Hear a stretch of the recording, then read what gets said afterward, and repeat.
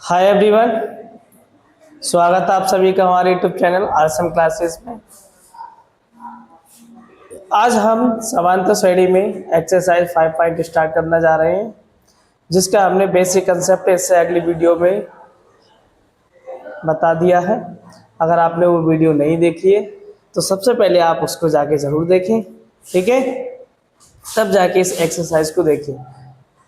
चलिए तो बिना देरी किए हम स्टार्ट करते हैं। देखिए स्क्रीन पर पहला क्वेश्चन आ चुका है प्रश्नावली का। पहला प्रश्न दे रखा है, निम्नलिखित स्थितियों में से किन स्थितियों में संबंध संख्याओं की सूची एपी है और क्यू है। तो इसमें पहला प्रश्न दिया गया है, इसको आपको ये देखना है कि ये एपी में है या नहीं है, और यदि एपी में है तो क्यू है, ये आपको ज्ञात करना है, ठीक है। तो पहला प्रश्न दिया गया है क्वेश्चन नंबर 1 का कि प्रत्येक किलोमीटर के बाद का टैक्सी का किराया प्रथम, जबकि प्रथम किलोमीटर के लिए किराया 15 रुपये है और प्रत्येक अतिरिक्त किलोमीटर के लिए किराया 8 रुपये है। तो क्वेश्चन आपने पढ़ लिया होगा ध्यान से। चलिए समझ लेते हैं पहले इससे। इसमें प्रश्न में कहा गया है कि इस प्रश्न में प्रथम किलोमीटर का जो किराया है वो 15 रुपये है, और यदि प्रथम किलोमीटर से अतिरिक्त जो दूरी चलते हैं हम उसका किराया अलग से लगेगा 8 रुपये, ठीक है। तब इसको एपी में दर्शाना है, और यदि ये एपी में आता है तो क्यों है, इस प्रश्न का भी आपको रीजन देना है, ठीक है। चलिए इसे सॉल्यूशन देखते हैं इसका हल। क्वेश्चन नंबर 1 का हल।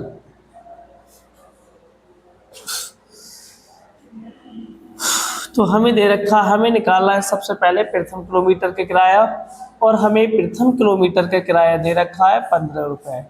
प्रथम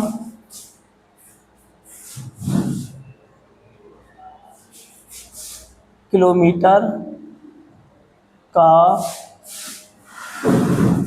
किराया दे रखा है हमें 15 रुपये। इसी तरह से हम द्वितीय किलोमीटर का किराया निकालेंगे। द्वितीय किलोमीटर का किराया, तो दूसरे किलोमीटर के किराया ज्ञात करने के लिए हमें एक तो प्रथम किलोमीटर का किराया दे रखा है, प्रथम किलोमीटर का किराया,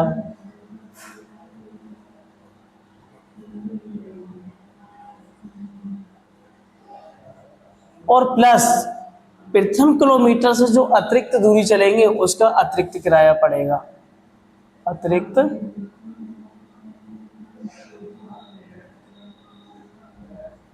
किराया, ठीक है। तो प्रथम किलोमीटर के किराया हमें दे रखा है 15 रुपये, 15 रुपये प्लस अतिरिक्त किराया, अतिरिक्त किराया दे रखा है हमें 8 रुपये, तो प्लस करेंगे इसमें 8, अर्थात इन दोनों को जोड़ेंगे हमें मिलेगा 23 रुपये। तो द्वितीय किलोमीटर का किराया निकल के आया 23 रुपये। इसी तरह से हम तृतीय किलोमीटर का किराया निकालेंगे। तृतीय किलोमीटर का किराया, तृतीय किलोमीटर का किराया निकालने के लिए हमें द्वितीय किलोमीटर का किराया दे रखा है 23 किलोमीटर। अब इससे अतिरिक्त जो किराया आएगा 1 किलोमीटर का, उसका 8 रुपये एक्स्ट्रा लगेगा, तो ये हो जाएगा हमारे पास 8 3 11 31 रुपये, ठीक है। इसी तरह से हम चतुर्थ किलोमीटर का किराया निकालेंगे। तो चतुर्थ किलोमीटर के किराए में 3 किलोमीटर का किराया शामिल होगा, और प्लस इसमें 1 किलोमीटर का अतिरिक्त किराया होगा 8 रुपये, टोटल कितना हो गया 39 रुपये। इसी तरह से आप इसके आगे के टर्म्स निकालते जाएंगे, ठीक है। अब यदि हमें एपी में दर्शाना है तो इसके लिए हम मान लेते हैं प्रथम किलोमीटर ये A1 है हमारा, ये दूसरा पद है A2 है, ये तीसरा पद A3 है, ये चौथा पद A4 है। अब यदि हम इसे समांतर श्रेणी में लिखें तो हमारे पास समांतर श्रेणी निकल के आएगी A1 A2 A3 A4, इस तरह से ऐसा। तो हमारे पास A1 का जो मान निकल के आया 15 और A2 का मान निकल के आया 23, A3 का मान निकल के आया 31, A4 का मान निकल के आया 39। इस तरह से इसमें के बहुत सारे टर्म्स निकाल सकते हैं। ठीक है, अब हमें इसमें चेक करना है ये समांतर श्रेणी है या नहीं है, तो क्यों है। देखिए, इसे चेक करना हमने इससे पिछली वीडियो में बताया है। अगर आपने वो वीडियो नहीं देखी तो एक बार उसे फिर जरूर देखें जा करके। ठीक है, हम AP को चेक करने के लिए सबसे पहले D1 निकालते हैं और D1 के लिए हम A2 माइनस A1 करते हैं। तो ये हमारे पास A2 A1 है, ये A2 है, ये A3 A4 है। तो A2 का मान दे रखा है हमें 23, A1 का मान दे रखा है हमें 15। तो 23 में से 15 करेंगे माइनस तो बचेगा 8। इसी तरह से हम D2 का मान निकाल लेंगे। D2 का मान निकालने के लिए हमारे पास फॉर्मूला होता है A3 माइनस A2। तो A3 का मान दे रखा है हमें 31, 31 में से हम A2 माइनस कर देंगे, A2 दे रखा है 23। अब 31 में से 23 घटाएंगे फिर भी 8 बचा, अर्थात हमारे पास D1 और D2 का मान बराबर आ गया। तो इससे ये सिद्ध होता है कि ये AP में है, ये AP में है। इस तरह से हम समांतर श्रेणी को चेक कर लेते हैं। ठीक है, तो यहाँ पर लिखेंगे अतः D1 बराबर है D2 के, इसलिए यह समांतर श्रेणी या AP है। ठीक, यही रीजन था इसका। चलिए स्क्रीनशॉट लीजिएगा इसका। तो स्क्रीनशॉट ले लिया होगा। चलिए इसका सेकंड क्वेश्चन देखते हैं। मैं इसे रिमूव कर देता हूं।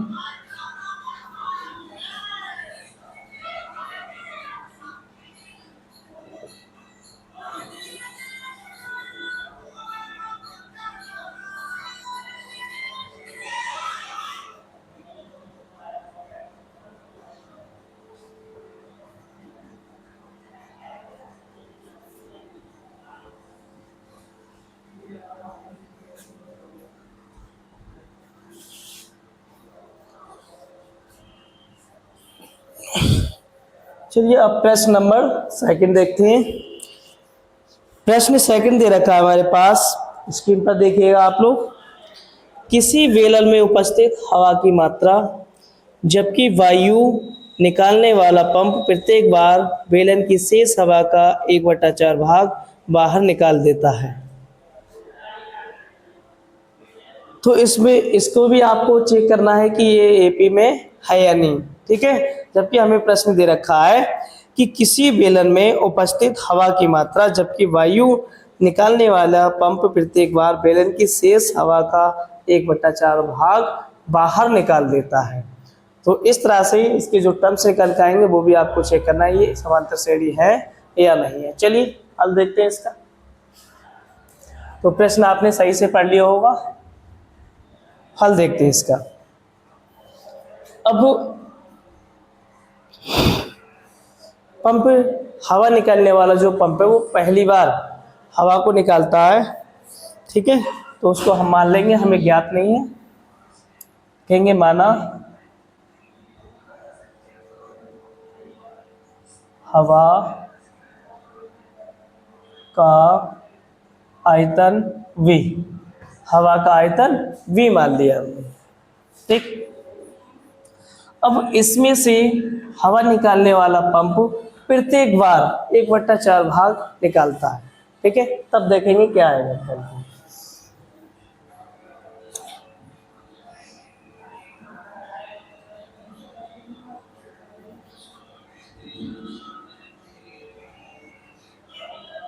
पहली बार हवा का 1/4 भाग निकालने पर शेष आयतन। तो इसमें से हम 1/4 भाग आयतन निकाल लेते हैं हवा का, फिर देखते हैं क्या रह जाएगा। तो हम क्या करेंगे, v में से v बटा 4 को माइनस कर देंगे। ठीक है, तो यहाँ से हमारे पास इसको सॉल्व करने पर आएगा 3v बटा 4। ये पहली बार निकालने पर आया। ठीक, अब दूसरी बार देखेंगे, यहाँ लिखेंगे हम दूसरी बार हवा का 1/4, दूसरी बार हवा का 1/4 भाग निकालने पर शेष आयतन आ जाएगा हमारे पास 3v/4। पहली बार निकाला इतना आया, अब इसी में से फिर से हम v/4 माइनस करेंगे तो ये आ जाएगा v/4।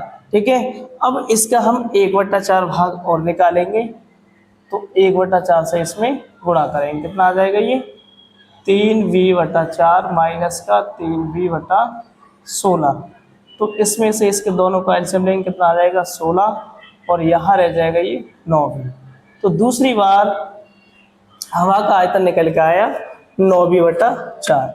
ऐसे ही हम इसी तरह से तीसरी बार देखेंगे। तीसरी बार हवा निकालने पर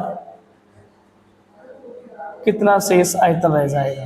ठीक है, तो इसी का इसका 1/4 भाग निकालेंगे। इसी में से 9v/16 में से हम 9v/16 का 1/4 भाग निकालेंगे तो 1/4 भाग का मतलब 1/4 से इसमें गुणा करेंगे, अर्थात ये आ जाएगा 9v/16 माइनस 9v/16 चौका 64। इसको हल करेंगे तो इन दोनों में से एलसीएम आ जाएगा 64। ठीक, 64 इसमें एलसीएम आ जाएगा। अब यहाँ पर इसकी आड़ी तिरछी गुणा करेंगे तो ये हो जाएगा 9 चौक 36 v माइनस 9v। तो 36 में से 9v घटाएंगे तो यहाँ पर रह जाएगा हमारे पास 27 v/64। इसी तरह से आप इसका चौथा पद भी निकाल सकते हैं, अर्थात चौथी बार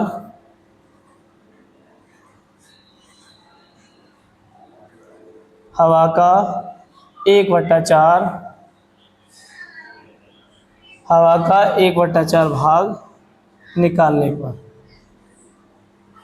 तो चौथी बार इसका हम 1/4 भाग निकालेंगे हवा का, तो हमारे पास 27v-64 बटा हो जाएगा 27v/64। इसका 1/4 भाग निकालेंगे, अर्थात 1/4 से गुणा करेंगे इसमें।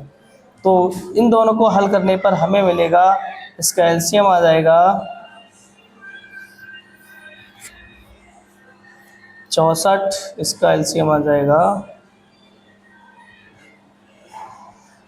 256। इन दोनों का एलसीएम निकालेंगे 256 आ जाएगा और ये हो जाएगा 7 चौक 28, 28 के 8 हासिल 2 बचा, 4 दूनी 8, 8 और 2 10, 108v माइनस 27v। तो 108v में से 27v घटाएंगे, यहाँ पर रह जाएगा हमारे पास 4 से 28 का 8 हासिल 4 दूनी 8, 8 और 2 10। सही है, तो यहाँ रह जाएगा हमारे पास 1, 8 में 7 गया 1 और यहाँ रह जाएगा 81v/256, 81v/256 आ जाएगा। अब यदि मैं इसको A1 मान लूँ, इसको A2 मान लूँ, इसको A3 मान लूँ, इसको A4 मान लूँ, इसको A5 मान लूँ, ठीक है, तब हमारे पास समांतर श्रेणी निकल के आएगी A1, A2, A3, A4, A5, इस तरह से S1 बहुत सारे टर्म्स निकाल सकते हैं। तो यहाँ से A1 का मान हमारा V है, A2 का मान कितना आया, A2 का मान निकल के आया 3v/4 और A3 का मान निकल के आया 9v/16 और यहाँ से A4 का मान निकल के आया 27v/64 और अगला मान निकल के आया 81v/256। 56। ठीक है, अब यदि आप यहाँ पर इसे गौर से देखें तो हम v को ऐसे लिख सकते हैं और इसको लिख सकते हैं 3v/4, इसको लिख सकते हैं हम 3v/4, 4 का वर्ग 16 4 का वर्ग होता है और 9 3 का वर्ग होता है, अर्थात इसको लिख सकते हैं हम 3/4 का स्क्वायर गुणा में v, और इसको लिख सकते हैं हम 27 3 का घन होता है तो 3/64 4 का घन होता है 3/4 का क्यूब v, और इसको लिख सकते हैं हम ये इसकी 3 की घात 4 होती है, इसे लिख सकते हैं 3/4 की घात 4v।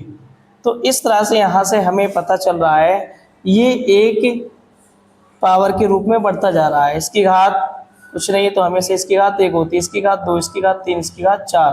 तो इस तरह से ये देखें आप तो ये समांतर श्रेणी में नहीं मिल रहा है आपको। अगर हम इन दोनों के बीच का डिफरेंस निकालें तो समान नहीं आएगा। ठीक है, तो यहाँ से हम कह सकते हैं कि d1 बराबर d2 बराबर नहीं है, अतः AP नहीं है, अतः ये AP नहीं है। ठीक, चलिए स्क्रीनशॉट लीजिएगा इसका।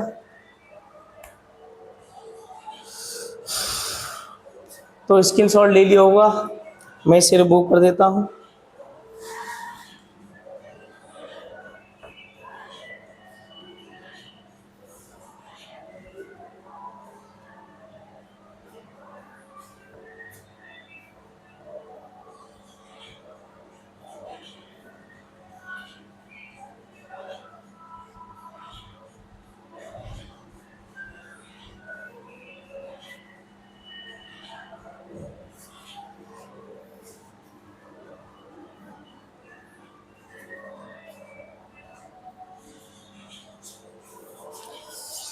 चलिए नेक्स्ट प्रश्न देखिएगा।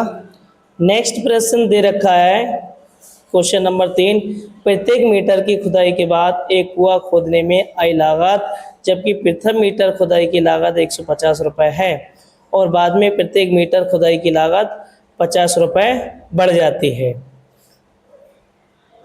तो क्वेश्चन आपने पढ़ लिया होगा, चलिए इसे थोड़ा समझाता हूँ और ये आपका होमवर्क रहेगा, ये आपको खुद करना होगा। ठीक है, इसने कहा है कि यदि आप पहली बार खोदाई करते हैं तो उसका आपको चार्ज लगेगा 150 रुपये। ठीक, 150 रुपये। और यदि दूसरी बार खुदाई करते हैं तो इस पे आपके लिए 50 रुपये का एक्स्ट्रा चार्ज लगेगा, अर्थात 1 किलो पहली बार जो खोदा आपने अर्थात 1 किलोमीटर की जो खुदाई की थी, प्रत्येक मीटर दे रखा है तो 1 मीटर की खुदाई की थी उसमें 150 रुपये आ रहा था लागत का। ठीक, अब यदि आप 2 मीटर की खुदाई करते हैं तो इसमें 50 रुपये एक्स्ट्रा लग जाएगा। तो 2 मीटर की खुदाई में एक मीटर की खुदाई होगी शामिल और इसमें 50 रुपये एक्स्ट्रा लग जाएगा। तो इस तरह से ये कितना हो गया, 200 रुपये होगा। इसी तरह से आप 3 मीटर की खुदाई का निकाल लेंगे, 4 मीटर की खुदाई का निकाल लेंगे। इस तरह से आपको चेक करना है ये समांतर श्रेणी है या नहीं, तो ये आपको इस तरह से खुद करना है। ठीक है, हर बार इसके अगले पद में 50 जुड़ता चला जाएगा। तो ये आपका होमवर्क रहा, आप इसे खुद करेंगे और कमेंट में बताएं जरूर से। ठीक है, चलिए मैं इसे रिमूव कर देता हूँ, समझ में आ गया होगा आपके।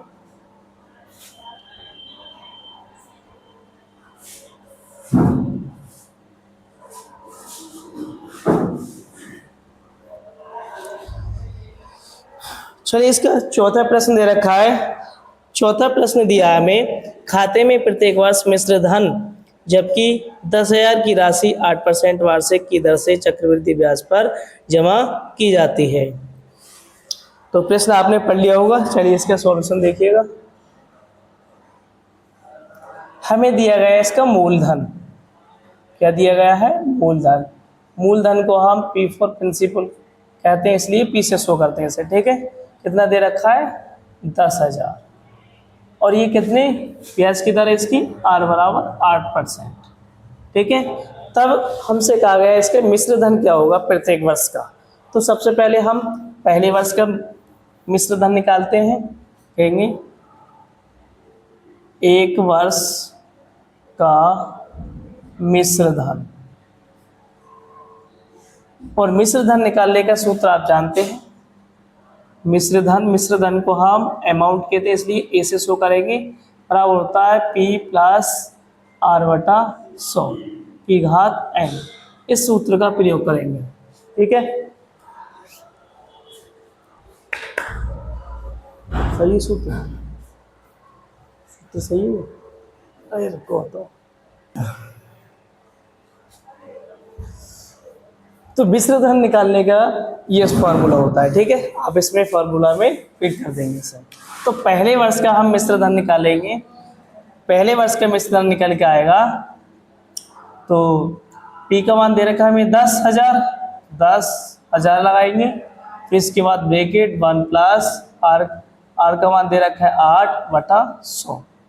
पहले वर्ष का निकालें तो यहाँ पर एन का मान 1 हो जाएगा, 1।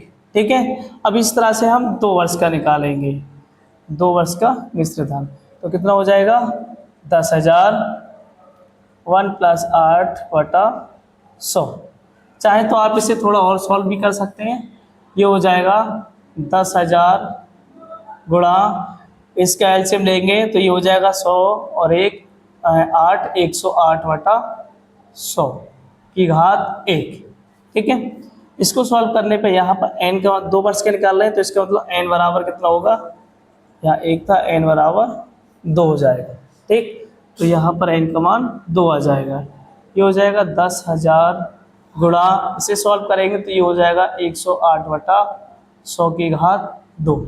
इसी तरह से आप यदि तीसरे वर्ष का निकालना है अर्थात n बराबर 3 रखेंगे तो 3 वर्ष का मिश्र धन निकल के आएगा 10,000 1 प्लस 8/100 की घात 3, क्योंकि n का मान कितना है 3। तो इसे सॉल्व करने पर हमारे पास मिलेगा 10,000 गुणा 108/100 की घात 3। इस तरह से हम इसके आगे के टर्म्स भी निकालते जाएंगे। ठीक है, तो यहाँ से यदि हम AP को देखें तो AP बराबर निकल के आएगा पहला पद A1, दूसरा पद A2, तीसरा पद A3, इस तरह से इसके और भी टर्म्स होंगे। ठीक है, तो A1 का मान निकल के आया हमारे पास 10,000 गुणा 108/100 की घात 1। दूसरा 10,000 गुणा 108/100 की घात 2। इसी तरह से तीसरा पद निकल गया हमारे पास 10,000 गुणा 108/100 की घात 3। इस तरह से और भी इसके आगे के टर्म्स होंगे। अब यदि हम यहाँ पर AP चेक करना चाहें तो हमें इन्हीं 2 पदों के बीच का डिफरेंस ज्ञात होना चाहिए, है ना। अब यदि हम इन दोनों के बीच का डिफरेंस निकालें तो ये इस 108/100 है, जबकि ये इसका 2 गुना है, फिर ये इसका 3 गुना है। इस तरह से आप इसका डिफरेंस निकालेंगे तो कभी भी बराबर नहीं आएगा। और आप कभी भी ध्यान रखें इस बात का, जब भी हमारे पास किसी श्रेणी में टर्म्स स्क्वायर के रूप में हो, उनकी घातें बढ़ती हुई हों, तो वो हमेशा AP में नहीं होगा। ठीक है, तो इसलिए हम यहाँ पर लिख सकते हैं अतः D1 बराबर नहीं है D2 के, इसलिए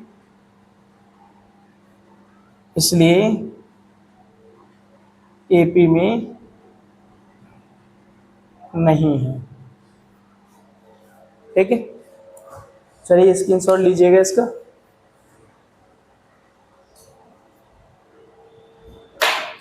तो स्क्रीनशॉट ले लिया होगा आपने।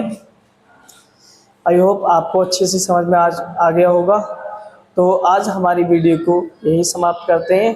तब के लिए आप बने रहिए हमारे साथ। मिलते हैं नेक्स्ट वीडियो में। Thanks for watching this video.